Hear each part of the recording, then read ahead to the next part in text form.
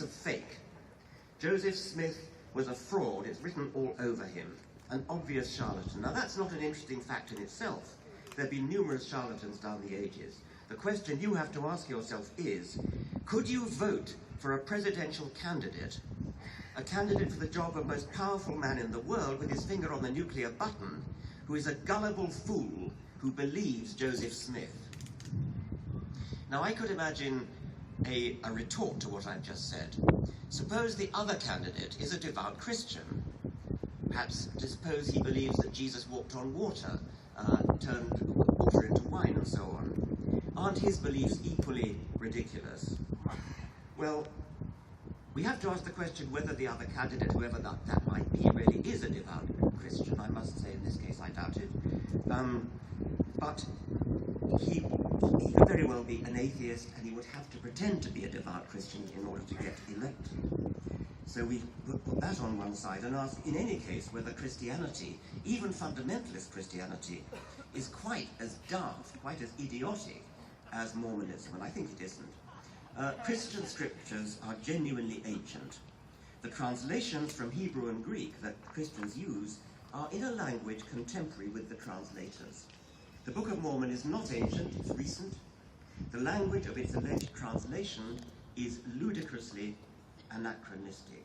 Everything about it proclaims it to be a palpable fake, as if Smith's cock and bull story of golden plates hadn't already given the game away.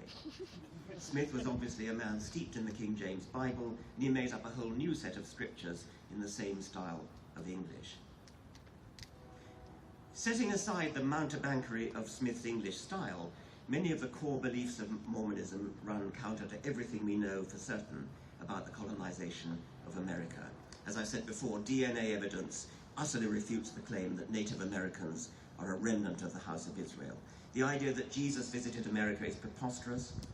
The idea that Adam and Eve did too is even worse. It is at least arguable that Jesus existed. The traditional Mormon belief in the inferiority of black people, only recently renounced for reasons of political expediency, is as scientifically inaccurate as it is obnoxious.